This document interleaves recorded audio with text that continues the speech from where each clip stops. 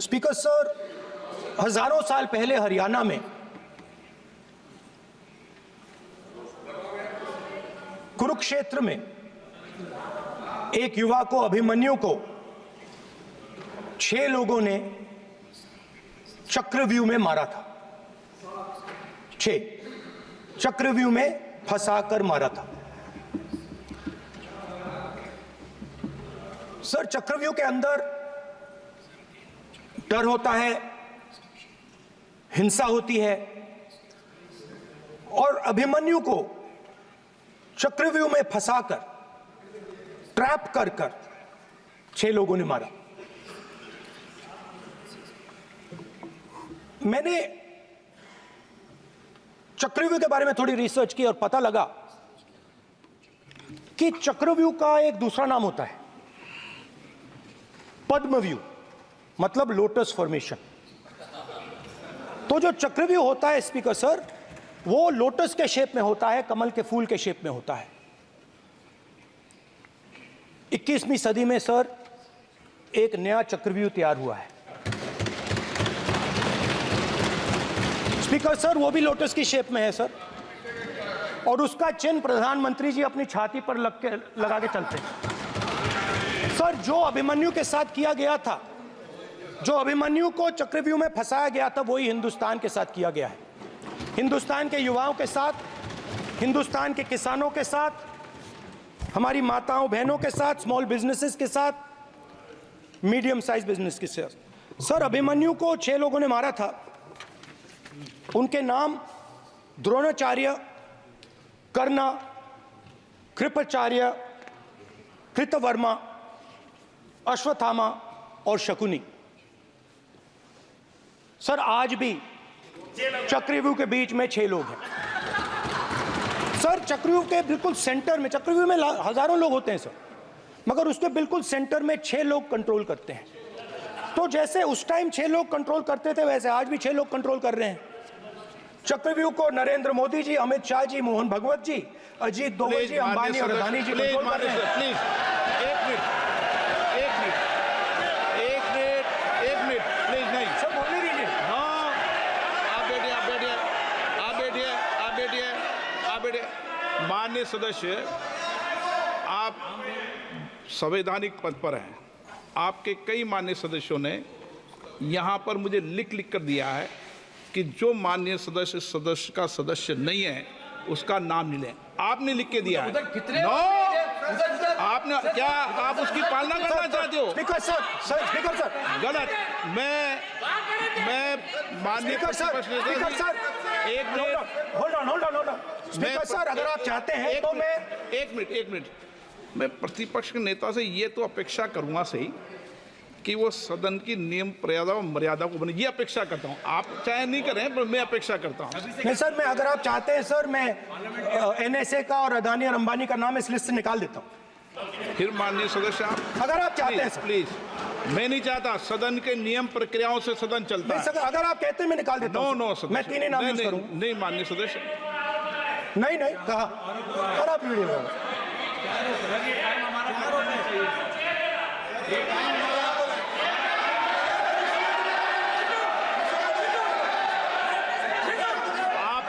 सब प्लीज, ये आप समझाइए। हाँ,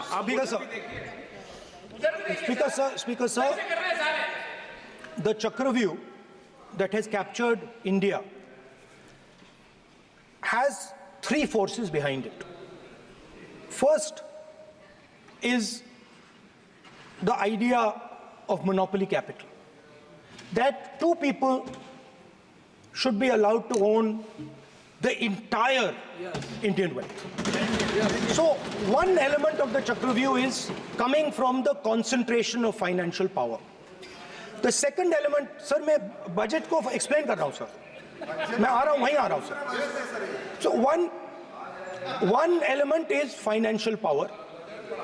The second element is the institutions, the agencies, CBI, ED, Income Tax Department of this nation, and the third is the political executive. Speaker sir, these 3 together are at the heart of the Chakravyuh. And they have devastated this country. Speaker, so my expectation was that this budget would weaken the power of this Chakravyuh.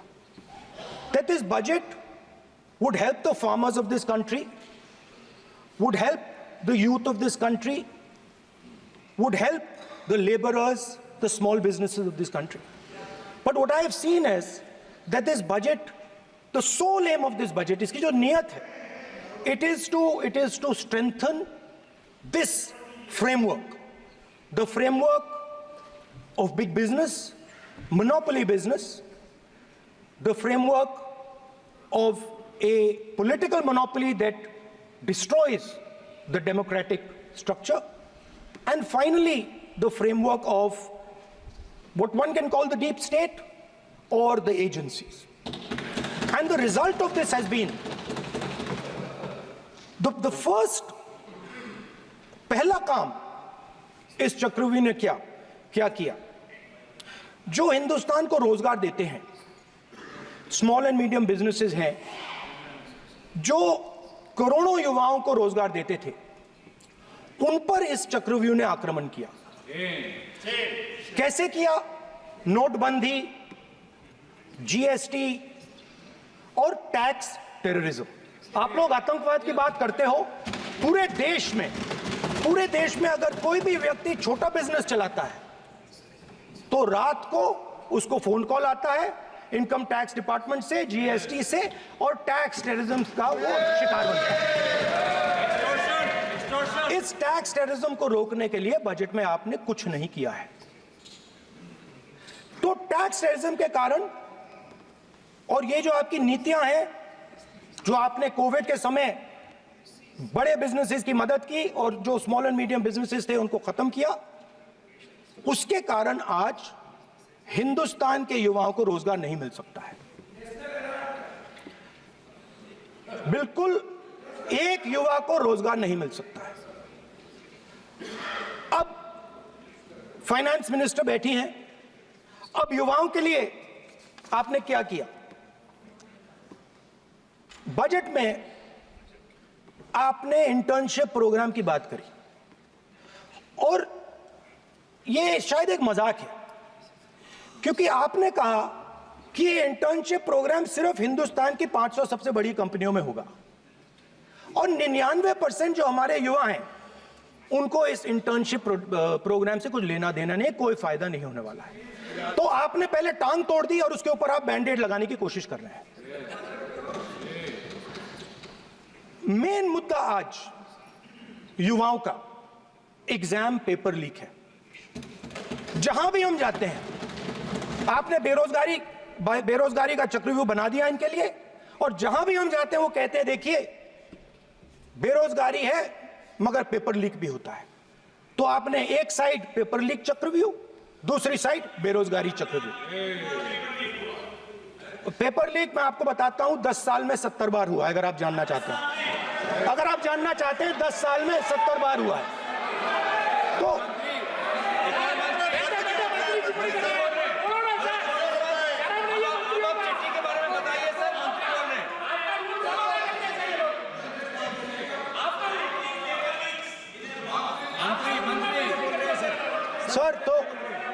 Sir तो paper leak के बारे में finance minister ने budget में एक शब्द नहीं कहा है।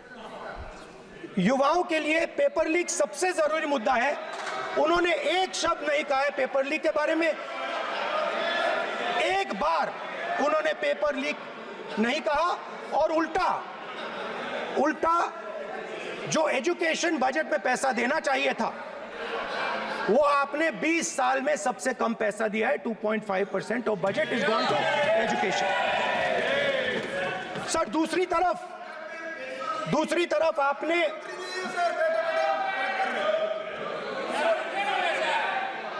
आपकी नहीं मानते सर, ये रनिंग कमेंट्री कर रहे हैं सर। दूसरी तरफ पहली बार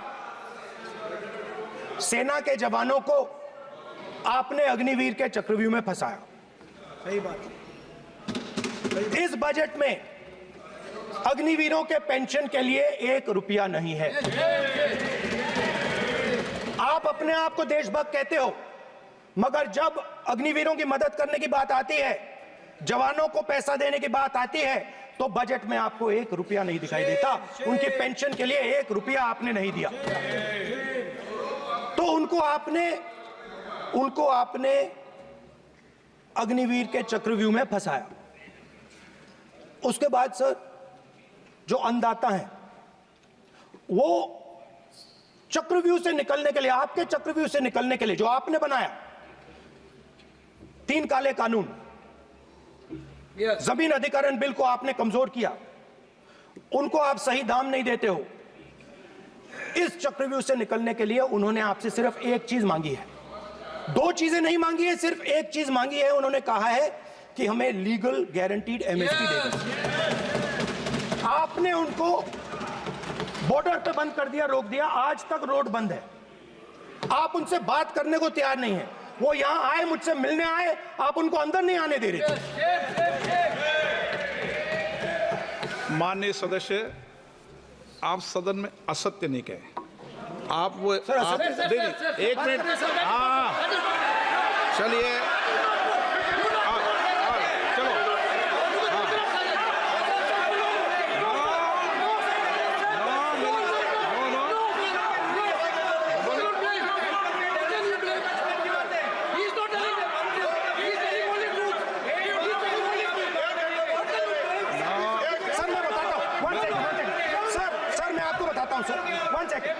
सर मैं आपको फैक्ट बताता हूं सर, जो मुझे, एक सेकंड, हाँ बता, मैं आपको फैक्ट बताता हूं, फिर आप मुझे करेक्ट कर दीजिए।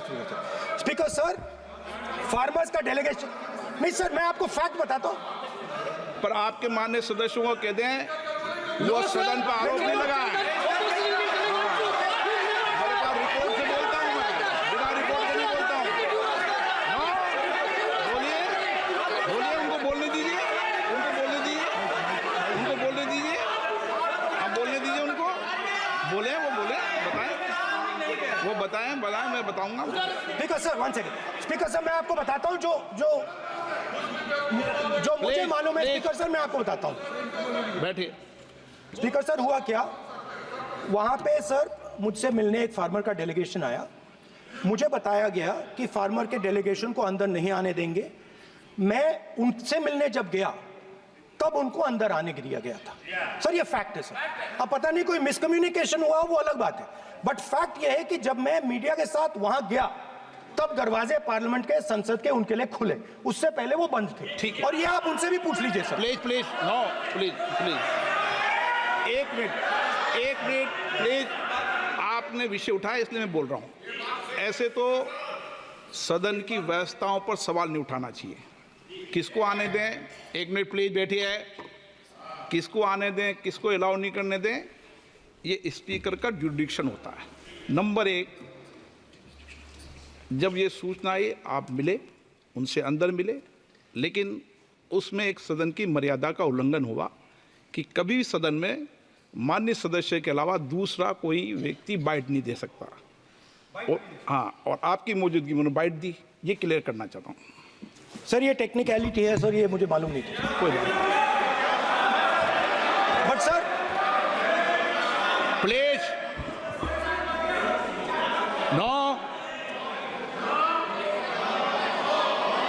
माननीय हीरोइंस आके बाइट दे रही है सर। आप मत बोलिए, आपके नेता बोल रहे हैं।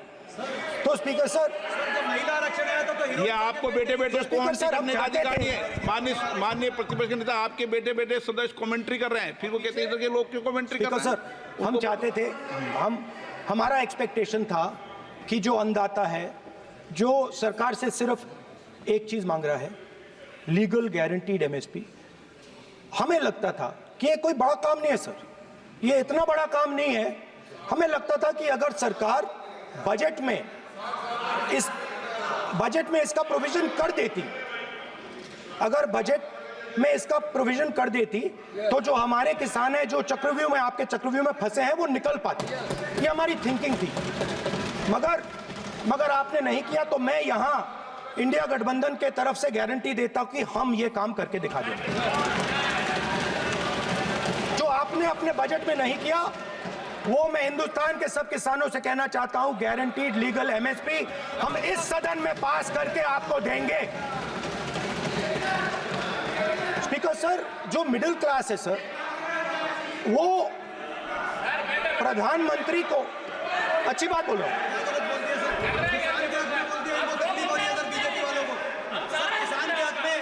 अगर नेताजी पक्ष बोल रहे हैं तो आप बैठे बैठे टिप्पणी आप मत करो, आप करोगे तो वो भी करेंगे। आप मत करो, मैं सब साइलेंट करो प्लीज। फिर टिप्पणी कर रहे हो आप, प्लीज माननीय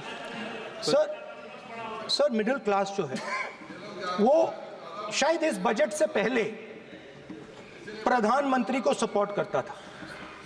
जब प्रधानमंत्री ने कोविड के समय उनसे थाली बजवाई थी तो उन्होंने दबाकर थाली बजाई, धड़ धड़ धड़ धड़ धड़ थाली बजाओ बजाई। हमें अजीब लगा, मगर प्रधानमंत्री ने मिडिल क्लास को ऑर्डर दिया तो मिडिल क्लास ने थाली बजाई। उसके बाद प्रधानमंत्री ने उसी मिडिल क्लास से कहा मोबाइल फोन की लाइट जलाओ, और मोबाइल फोन की लाइट जली। मिडिल क्लास ने, पूरे हिंदुस्तान में मिडिल क्लास ने मोबाइल फोन की लाइट जला दी। अब इस बजट में आपने उसी मिडिल क्लास के एक छुरा पीठ में मारा, दूसरा छुरा छाती में, एक इधर मारा और एक इधर मारा। इंडेक्सेशन जो आपने कैंसिल की वो पीठ में छुरा था, और जो कैपिटल गेन्स टैक्स आपने बढ़ाया वो छाती में छुरा। आपने long term capital gains tax को 10% से 12.5% किया, यहां छाती मारी, यहां छुरी मारी, और शॉर्ट टर्म को 15 से 20% छुरी मारी। दुख की बात है, मगर इसमें एक इंडिया गठबंधन के लिए एक हिडन बेनिफिट है। मिडिल क्लास अब आपको छोड़ने जा रही है और इस साइड आ रही है। तो मेरा कहना है, जहां भी आपको मौका मिलता है आप चक्रव्यूह बना देते हो। एक चांस मिलता है आप चक्रव्यूह बना देते हो, हम चक्रव्यूह तोड़ने का काम करते हैं। हमारे बजट में किसान का कर्जा माफ हुआ, चक्रव्यूह तोड़ा, मनरेगा हुआ, चक्रव्यूह तोड़ा। तो हम चक्रव्यूह तोड़ने का काम करते हैं, आप चक्रव्यूह बनाने का काम करते हो। आप चाहते हो कि हिंदुस्तान छोटे छोटे खांचों में रहे, और हिंदुस्तान के गरीब लोग सपना ना देख पाए। सिर्फ अदानी और अंबानी। अरे क्या सर मैं कैसे बोलूं सर? माननीय सदस्य, एक मिनट माननीय सदस्यगण, आपके उपनेता मुझे लिखित में पत्र देके गए हैं कि कोई भी माननीय सदस्य जो इस सदन का सदस्य नहीं उसके बारे में टिप्पणी ना करें। लिखित में देखे गए, इसलिए आपको। स्पीकर सर आप बैठ जाइए। स्पीकर सर, तो अगर सर मैं आपसे सवाल पूछना चाहता हूं। मेरे से सवाल मत नहीं पूछ सकते आप। Sorry sir. सर तो सर मैं फिर मैं सर 3 और 4 कह देता हूं उनको। 3 और 4 ठीक है सर? अब नाम नहीं ले सकता तो कुछ तो कहना पड़ेगा सर। 3 और 4 कह देता हूं, कोई और नंबर आपके देना। माननीय सदस्य को बता दें क्यों लिख के चिट्ठी गए मुझे। सर, हरियाणा के पूर्व मुख्यमंत्री पर जब इस प्रकार के आक्रमण करते हैं, हरियाणा के पूर्व मुख्यमंत्री के संदर्भ पर हमको आपने चिट्ठी भेजी। एक पूर्व मुख्यमंत्री को आप 2 उद्योगपति से जोड़ना चाहते हैं, एक किसान नेता जो हरियाणा के, आज उन पर जब आपको अलाउ किया है उद्योगपति के साथ जोड़ना चाहते हैं। ये है सदन की मर्यादा। आप ये चिट्ठी मुझे लिख के गए हैं, उसकी मर्यादा का ये आपको बोलने नहीं दे रहे, ये आपको बोलने दे रहे। आपसे मेरी ये अपेक्षा है, आपसे आप सदन, एक मिनट प्लीज, आप सदन के नेता, सदन के आप प्रतिपक्ष के नेता हैं।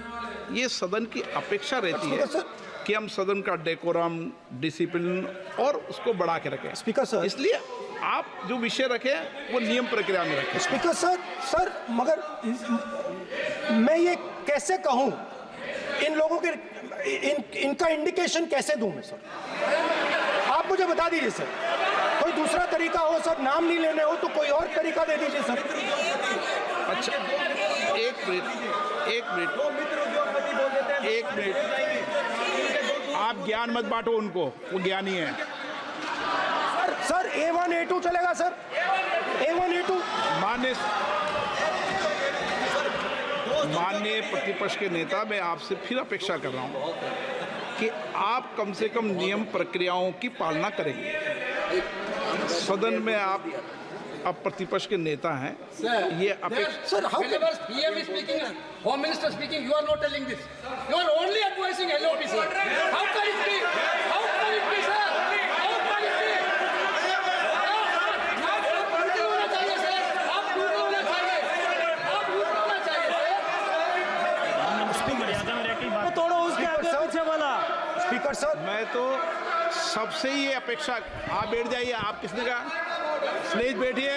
पॉइंट ऑफ ऑर्डर जानते हो? पॉइंट ऑफ ऑर्डर क्या होता है? प्लीज बैठो। तुम्हारे नेता बोल रहे हैं point of order, please. Speaker sir, एक मिनट प्लीज, बैठिए।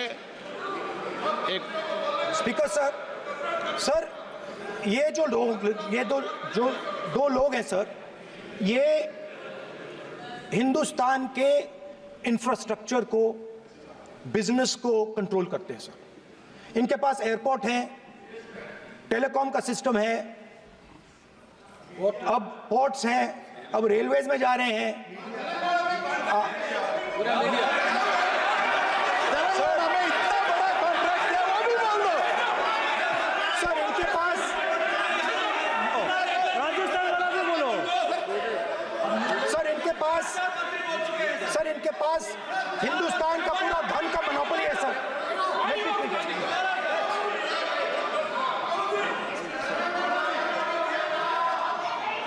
सर इनके पास हिंदुस्तान के धन की मोनोपोली है। तो सर मैं समझ नहीं पा रहा हूं इनके बारे में मैं इंडिकेट कैसे करूं। इनके बारे में बोलना तो पड़ेगा सर। अगर आप हमें कहो कि इन दोनों के बारे में आप बोल ही नहीं सकते तो वो तो हमारे लिए एक्सेप्टेबल ही नहीं है सर। हमें तो बोलना है। अब आप चाहते हो कि नाम ना ले तो कोई और सिस्टम दे दीजिए हमें। आपके संसदीय कार्य मंत्री जी, please please. No, I'm not giving. I'm not yielding. I'm not yielding. I'm not yielding. I'm not yielding. Sit down. I'm not yielding.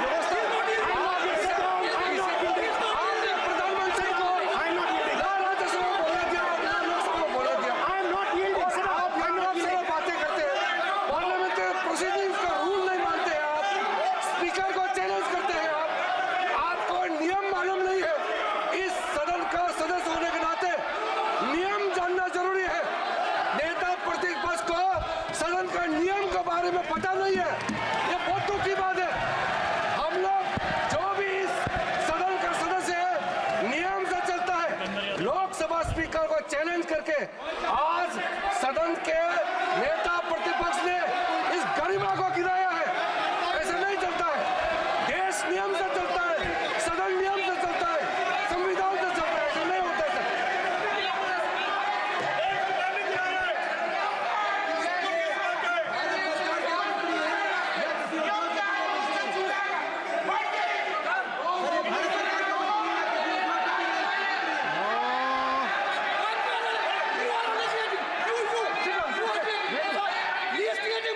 You're ruining my please. देखो माननीय प्रतिपक्ष के नेता, आपके सदस्य आपको नहीं बोलने देना चाहते। Speaker, सबसे sir. डिस्टर्बेंस वो कर रहे हैं। Sir I understand sir. बैठ के टिप्पणी कर रहे हैं। सर, मैं समझता एक हूं। मिनट, वो बैठ कर टिप्पणी कर रहे हैं, कोई सदस्य खड़ा है, यही आपको डिस्टर्बेंस कर रहे हैं सबसे ज्यादा। Speaker sir, Rahul Gandhi ji please, आपको नहीं बोलना है। Please Rahul Gandhi. Speaker sir मैं बात समझता हूँ। प्लीज एक मिनट प्लीज। स्पीकर सर मैं समझता हूँ मंत्री जी को अदानी जी और A1 एंड A2 की रक्षा करनी है, मैं समझता हूँ। No problem. वो सर ऊपर से ऑर्डर आया है सर। सर ऊपर से ऑर्डर आया है सर, मैं समझता हूँ। मैं इस पर कोई टिप्पणी नहीं करूंगा। Sir he is permitted. Sir, he is permitted to defend them, sir. It is a democracy, sir. He can defend them. We allow him to defend them, system ऐसा sir. होता है क्या? A1 and A2, sir. आपके Happily, सदस्य sir. मान्य आपके सदस्य आज बैठे बैठे बहुत टिप्पणी कर रहे हैं और उठ रहे हैं। सबसे ज्यादा आप उठ रहे हैं, सबसे ज्यादा टिप्पणी आप कर रहे हैं। कोई नियोजित तरीके से आए हैं क्या आप? नो, मानिए। So we are happy, sir. If the minister is protecting A1 and A2, sir, it helps us only, sir. No problem. We like it, sir. Please do it again, sir. Please do it again. Sir, I give you the space. मैं तो एक व्यवस्था का बात करना था, फिर शुरू हो गया। मैं सर, संसदीय कार्य मंत्री जी, व्यवस्था तहत मैं सिर्फ जो परिस्थिति बने उसमें कहने के लिए मैं खड़ा हुआ। उन्होंने बोला मैं यील्ड नहीं किया। ये नियम होता है, अगर समय हम मांगते हैं तो यील्ड करना, एक मिनट, वो यील्ड करना एक परंपरा है। No, there's no parampara. You don't नहीं करेंगे yield. The Prime Minister does not yield. मैंने व्यवस्था तहत सर उन्होंने तो okay, व्यवस्था का प्रश्न उठाया। Sir, एक राहुल जी, एक मिनट, Speaker, sir. एक मिनट, Speaker, sir. मैं स्पीकर का परमिशन से खड़ा हुआ था। बिल्कुल सही बोला। आपने कहा मैं ये मैंने नहीं कर yield रहा नहीं किया। मैंने जबरदस्ती नहीं बोला। आप बोल रहे हो। मैं स्पीकर साहब से परमिशन लिया। आप बोल रहे हो, स्पीकर सर। साहब ने आप मेरा नाम लिया। जबरदस्ती बोल रहे हो। आपने यील्ड नहीं किया, तभी मुझे लगा कि मुझे कहना चाहिए कि आप प्रधानमंत्री जी को पूरा भाषण तक आपने डिस्टर्ब किया, बोलने नहीं दिया। आज हम आपको यील्ड मांग रहे हैं, 10 सेकंड टाइम आप बोल रहे हैं कि हम यील्ड नहीं करेंगे। ये कौन सा परंपरा है? मैं जबरदस्ती नहीं बोल रहा हूँ, मैं तो नियम के तहत बोल रहा हूँ और स्पीकर का परमिशन से खड़ा हुआ हूँ। ये एक परंपरा होता है, एक दूसरे का इज्जत देना होता है, इतना तो कर्टसी होना होता है। Rahul ji, Sir, I will respond to that, sir. Sir, if when we raise our hand and ask for the Prime Minister and the ministers to yield, they yield, we will yield every time. Yes. The moment you yield, I guarantee you we will yield. In fact, I am ready, Speaker, sir. I am ready.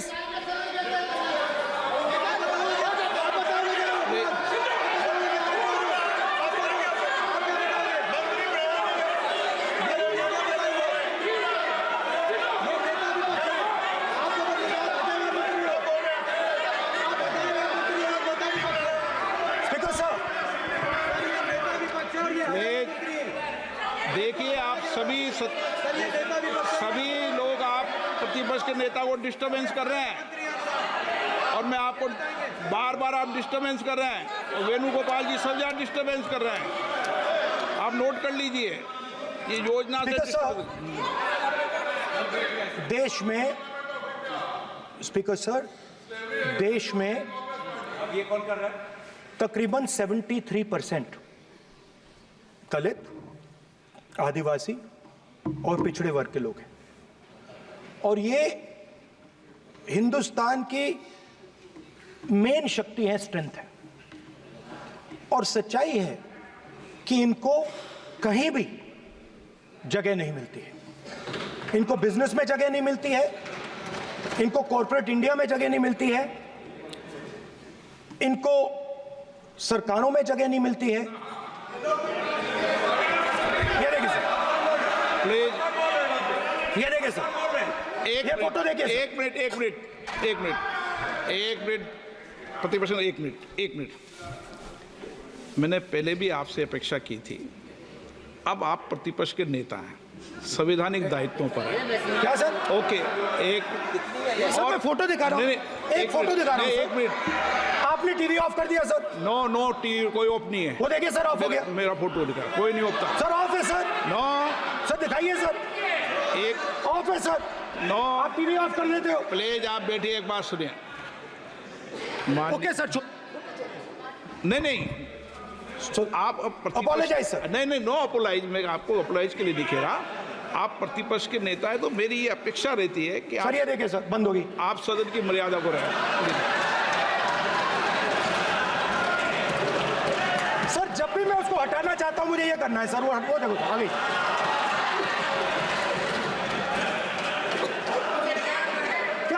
Sir photo से, शिव जी के photo से डरते हैं sir, इस photo से डरते हैं। अब ये पोस्टर नहीं आने दूंगा, गलत तरीका है ये। नहीं आने देंगे, पोस्टर नहीं लेना देंगे सदन में। सर फोटो गलत दिखाना तरीका है। कैसे, sir? No sir sir sir sir photo दिखाना गलत नहीं है सर, आपकी परमिशन लेके पूछा। परमिशन नहीं है आपको। सर मैं ये फोटो Permission- दिखाना चाह रहा नियम हूँ, के तहत नहीं सर मैं permission- समझाना चाह रहा हूँ। नियम के तहत परमिशन नहीं है माननीय। अच्छा सर मैं ये फोटो समझाना चाह रहा हूँ सर, इसमें ये जो बजट का जो हलवा है सर ये बट रहा है, और इस फोटो में सर मुझे एक ओबीसी अफसर नहीं दिख रहा, एक आदिवासी अफसर नहीं दिख रहा, एक दलित अफसर नहीं दिख रहा है मुझे। ये हो क्या रहा है सर? सर देश का हलवा बट रहा है सर, और इसमें 73% का एक है ही नहीं सर। ये आप लोग हलवा खा रहे हो और बाकी देश को हलवा मिल ही नहीं रहा है। ठीक है सर, 20 अफसरों ने बजट को तैयार किया, हमने पता लगाया है। 20 अफसर, शांत हो जाइए प्लीज सर। 20 अफसरों ने, उनके नाम मेरे पास है, अगर आप नाम चाहते मैं दे दूंगा। 20 अफसरों ने हिंदुस्तान का बजट तैयार किया है, मतलब हिंदुस्तान का जो हलवा है 20 लोगों ने बांटने का काम किया है। अब स्पीकर सर, उन 20 लोगों में से 90% लोगों में से 90% लोगों में से सिर्फ 2 हैं, एक माइनॉरिटी और एक ओबीसी, और इस फोटो में एक भी नहीं है। मतलब फोटो में आपने पीछे कर दिया, फोटो में तो आने नहीं दिया आपने, कोई नहीं आ सकता। और मैं चाहता था कि बजट में जाति जनगणना की बात उठे, जो पूरा देश चाहता है। 90% हिंदुस्तान जाति, 95% जाति जनगणना चाहता है। कौन चाहते हैं? दलित चाहते हैं, आदिवासी चाहते हैं, पिछड़ा वर्ग चाहता है, गरीब जनरल कास्ट के लोग चाहते हैं, माइनॉरिटी चाहते हैं, सब चाहते हैं, क्योंकि सब लोगों को यह पता लगाना है कि हमारी भागीदारी कितनी है, हमारी हिस्सेदारी कितनी है। मगर सर मैं देख रहा हूं सर, सरकार हलवा बांटती जाती है, और बांटता कौन है? वही 2-3% लोग, और बंटता किसको है? वही 2-3% लोग, और बाकी हिंदुस्तान 90% हिंदुस्तान देख। फाइनेंस मिनिस्टर मुस्कुरा रही हैं, कमाल की बात है। ये हंसने की चीज नहीं है मैडम, ये हंसने की बात नहीं है, ये जाति जनगणना है, ये जाति जनगणना है, इससे देश बदल जाएगा।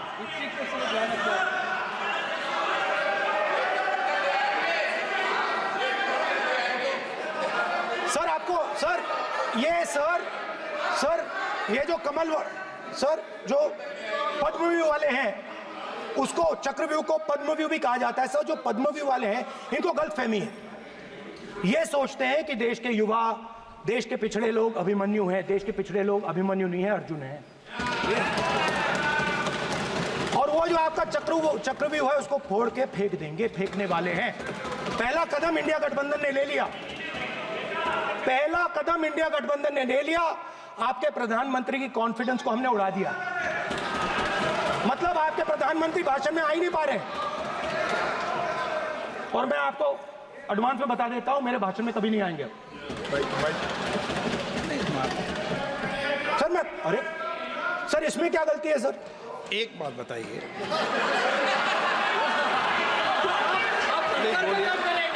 सर तो जो पद्मव्यूह वाले लोग हैं सर, जो कमल फॉर्मेशन वाले लोग हैं, उनको हिंदुस्तान का नेचर नहीं समझ आया।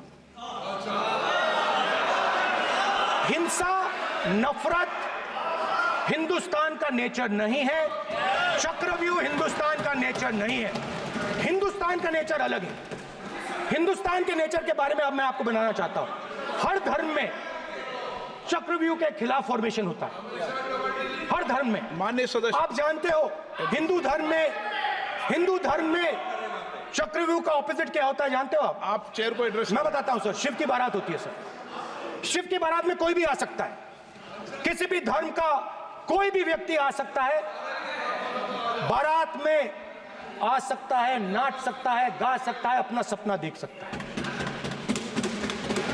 सर गुरु नानक जी, सिखों की बात करी जाए तो सेवा करने से किसी को नहीं रोका जा सकता है, लंगर से किसी को बाहर नहीं फेंका जा सकता है। सर, इस्लाम में कोई भी मस्जिद में आ सकता है, चर्च में कोई भी घुस सकता है, संघा में कोई भी आ सकता है सर, मगर इनके चक्रव्यूह में सिर्फ 6 लोग हैं सर। तो ये लड़ाई शिव की बारात और चक्रव्यूह के बीच में है। हम चक्रव्यूह तोड़ते हैं, हम चक्रव्यूह तोड़ने का काम करते हैं। मनरेगा, हरी क्रांति, आजादी, कॉन्स्टिट्यूशन, ये चक्रव्यूह को तोड़ने के काम हैं। इससे देश में खुशी आती है, डर मिटता है, कॉन्फिडेंस आती है। आप पद्मव्यूह चक्रव्यूह बनाने का काम करते हो। चक्रव्यूह शिव की बारात को हरा ही नहीं सकता है। आप अपने इतिहास को देखिए, आप अपने आप को हिंदू कहते हो, आप हिंदू कहते हो, आप हिंदू धर्म को समझते नहीं हो।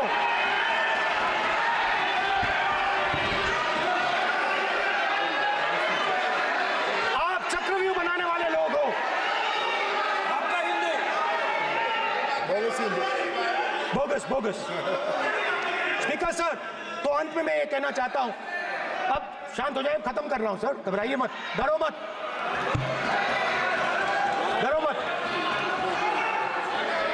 स्पीकर सर,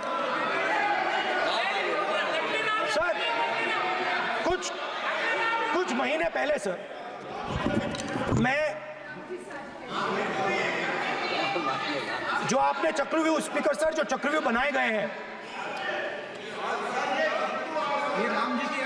नहीं, कोई अपमान नहीं किया, मैंने कोई अपमान नहीं किया, मैं कर नहीं सकता कभी, जिंदगी भर मरने तक मैं अपमान नहीं कर सकता। क्या बात कर रहे हो आप, क्या बात कर रहे हो सर? तो आपने ये छोटे छोटे चक्रव्यूह बना रखे हैं, मैं इनको समझने की कोशिश करता हूं अपने छोटे से तरीके से। कुछ महीने पहले मैं 6-7 घंटे बढ़इयों के साथ काम किया। वहां विश्वकर्मा जी थे, उनसे मैंने एक सवाल पूछा। मैंने उनसे कहा कि आपको किस चीज से दुख होता है, किस चीज से आपको दर्द होता है? उन्होंने मुझे कहा, राहुल बात सुनिए, आपको समझ आ जाएगी, बात सुनिए, समझिए। सर इंटरप्ट कर रहे हैं सर, अब बोलिए, देखिए आप इतना इंटरप्ट करते हो और बोलते हो बेटे, आप तो पूरे भाषण में बेल में आ जाते हो, सवाल करते हो इंटरप्ट करने का। स्पीकर सर, तो मैंने विश्वकर्मा जी से पूछा कि आप यहां सालों से बढ़ाई का काम कर रहे हो, आप सालों काम पूरे देश में, अगर आप देखोगे मिलेंगे, ढूंढो, आपको अपने घर में नहीं मिलेंगे, पूरे देश में मिलेंगे, ढूंढो जाके।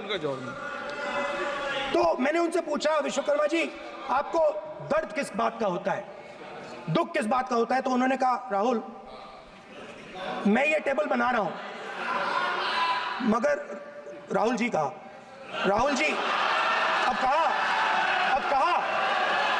वो मुझे अच्छा नहीं लगा, मगर कहा सच्चाई है। तो उसने कहा, राहुल जी मुझे दुख इस बात का होता है कि मैं ये टेबल बनाता हूं, मगर जिस शोरूम में ये टेबल रखी जाती है उस शोरूम में मैं अंदर जा ही नहीं सकता। कुछ ही दिन पहले सुल्तानपुर के रास्ते पे मैं एक भाई के साथ, मोची भाई के साथ बैठा, उससे मैंने ये सवाल पूछा, आपको दुख किस बात का होता है? कहता है, राहुल जी मेरा सम्मान सिर्फ मेरे पिता ने किया था और किसी ने नहीं किया। तो मेरा कहना है सर, ये जो आपने चक्रव्यूह बनाया है, इस चक्रव्यूह से करोड़ों लोगों को नुकसान हो रहा है, दर्द पहुंच रहा है, और हम इस चक्रव्यूह को तोड़ने जा रहे हैं।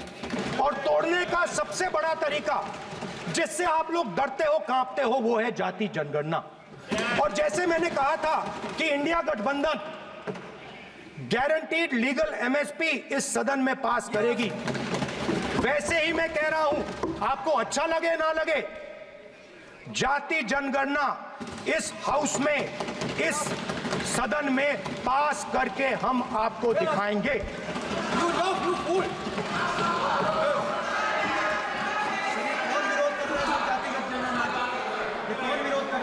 क्यों बैठे बैठे टिप्पणी कर रहे हो आप? क्यों बैठे बैठे टिप्पणी कर रहे हो? फिर वो टिप्पणी करेंगे। स्पीकर सर, जाति जनगणना से ये जो छोटे छोटे खांचे आपने बनाए हैं, ये जो आपने सिस्टम बनाया है, चक्रव्यूह का सिस्टम बनाया है, ये टूट जाएगा।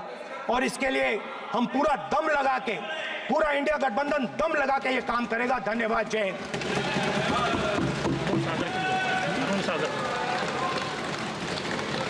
राजनाथ सिंह जी।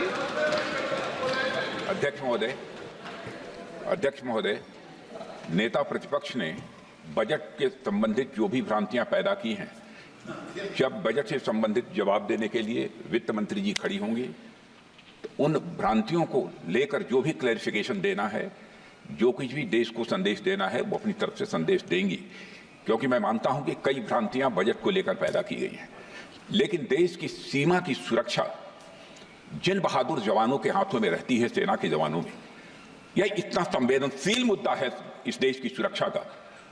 और सेना से जुड़े हमारे अग्निवीर के जवानों को लेकर जो देशवासियों को गुमराह करने की कोशिश की जा रही है, उस संबंध में मैं कहना चाहता हूं अध्यक्ष महोदय, जब भी आपका आदेश होगा इस सदन के समक्ष मैं पूरी तरह से अपना अग्निवीरों को लेकर स्टेटमेंट देने को तैयार हूं।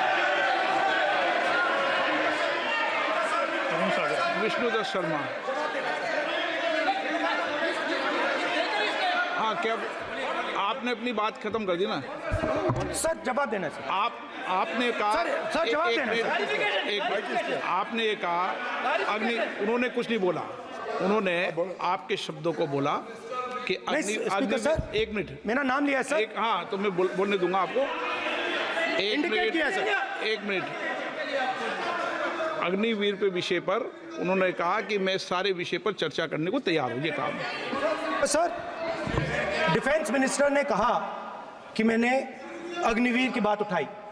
सर, पहले भी डिफेंस मिनिस्टर ने कहा था कि शहीद अग्निवीर परिवारों को कॉम्पनसेशन दिया गया है, और उन्होंने कहा, हाउस में कहा कि 1 करोड़ रुपया कॉम्पनसेशन दिया गया है। मगर सर वो गलत था। सर, उस शहीद परिवार को इंश्योरेंस दिया गया था, कॉम्पनसेशन नहीं दिया गया था। सर मैं ये कहना चाहता हूं सर, ये सच है सर। और सर, भाषण के एकदम बाद सर कॉम्पनसेशन गया था सर। सर ये सच्चाई है सर, इसको कोई नकार नहीं सकता, ये सच्चाई है सर। सर आखिरी बात सर, आखिरी बात सर, आपने एक और चक्रव्यूह बना दिया है सर। मीडिया वालों को सर आपने पिंजरे में बंद कर दिया सर, उनको बाहर निकाल दीजिए प्लीज। एक मिनट। माननीय आप प्रतिपक्ष के नेता हैं और ये मैं आपसे हंस रहे हैं आप, ये तरीका आपका, आप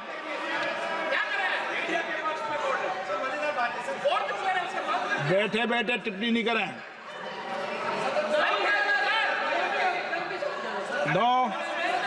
आपने, माननीय प्रतिपक्ष के आप नेता हैं, मैं आपसे ये अपेक्षा करता हूं कि आप नियम प्रक्रिया को पूरा पढ़ ले पहले एक बार।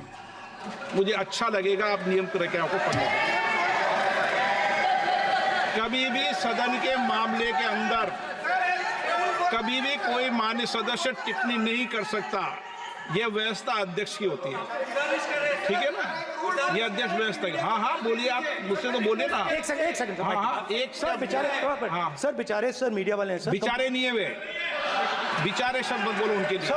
सर नॉन बेचारे मीडिया वाले हैं सर। नो बेचारे नहीं, नॉन बेचारे सर, नॉट बेचारे मीडिया वाले हैं सर। हाँ सर, नॉट बेचारे। एक मिनट, आप, मैं बैठा हूँ ना, वह आप आसन पे बात कर रहे हो तो आसन को बात करने दो। नहीं, मैं बताऊँ, सर नॉट बेचारे मीडिया वालों ने कहा है सर कि प्लीज, उन्होंने मुझसे कहा है कि आपसे हाथ जोड़कर कहें कि उनको निकलने दें, क्योंकि वो बड़े डिस्टर्बेंस है। एक मिनट प्लीज, एक मिनट, सदन के नेता हैं आप, प्लीज आपको बैठे बैठे बोलने की टिप्पणी की। सदन के बैठे बैठे टिप्पणी मत कीजिए आप, प्लीज। सदन के अंदर मैंने पहले भी कहा कि आप नियम प्रक्रिया को पूरा अध्ययन कर लें। सदन की किसी भी व्यवस्था के मामले के अंदर आप प्रतिपक्ष के नेता हैं, आप मुझे चेंबर में आके मिले, कोई परेशानी हो, किसी को अलाउ नहीं किया हो, कोई बात हो तो हमें बताएं, ठीक है ना। लेकिन सदन की, आप अब बैठ जाइए, सदन के अंदर सदन की व्यवस्थाओं पर प्रश्न नहीं उठाएं, ये आपसे अपेक्षा मेरी, प्लीज। नो, हो गया, ठीक। विष्णुदत्त शर्मा, आप बैठ जाइए।